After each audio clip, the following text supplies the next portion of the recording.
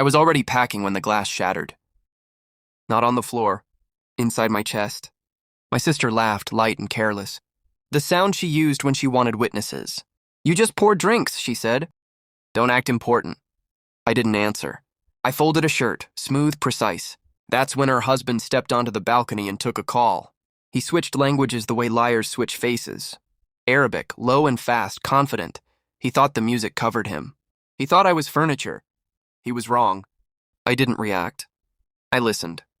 I let the words settle, numbers, dates, a name I recognized. A promise he couldn't keep without breaking someone else. Me. We grew up believing language was power.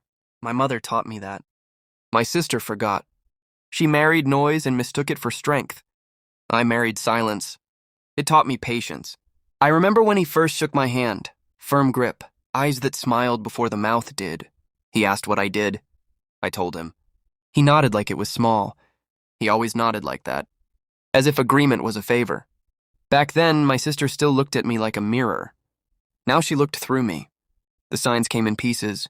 A credit card statement with a line item that didn't fit. A late night explained too quickly.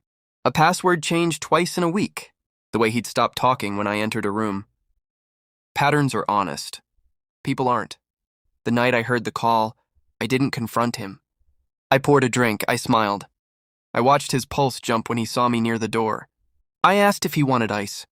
He said no. His hand shook anyway. I went home and made a list. Not of feelings, of facts. I pulled the messages from the cloud he forgot was shared. I translated them slowly, savoring accuracy. He wasn't cheating. He was laundering. Small at first, then greedy. Using my sister's company as a pass-through, betting on her name to keep him clean. I slept well that night. Planning does that. I didn't warn my sister. She loved him. I loved her. Love clouds judgment. I needed clarity. So I waited. I documented. I learned the timing of his calls. The shell accounts. The weak link. There's always a weak link. I introduced myself to a compliance officer as a consultant. I never lied. I let silence do the work. I handed over translations with notes. Context matters. I made sure they understood the tone, the intent, the arrogance. Weeks passed. I became helpful. I offered to review contracts, to streamline. He praised me publicly. "See," my sister said. "You're useful." I smiled. I kept smiling. The plan wasn't to destroy him. It was to let him finish destroying himself. I set the meeting for a Tuesday. Neutral, boring. I told my sister to come. "Family matters," I said. She rolled her eyes. The room was glass and light. He was confident. Confidence loves light. I started by apologizing. Not for what I did, for what I was about to translate. I played the recording. Just the part where he said her name. The way he said it like collateral. I translated slowly, cleanly, word for word. Her face changed.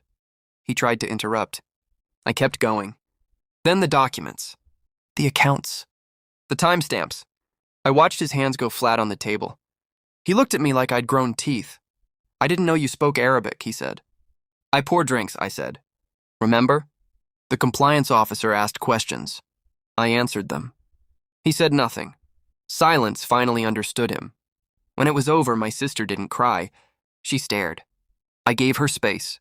Some truths need air. He was arrested 3 weeks later. No dramatics. Just a knock and a face that didn't care about his smile. His assets froze. Her company survived. Barely. She signed papers with a hand that remembered being steady. We didn't speak for a month.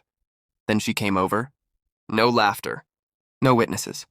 "I didn't see it," she said. "I did," I said. "That was enough?" She nodded. Apology accepted. Not forgiven yet. Now when I pour drinks, I listen. When I translate, I decide who understands what. Power isn't loud, it waits. I don't feel sad.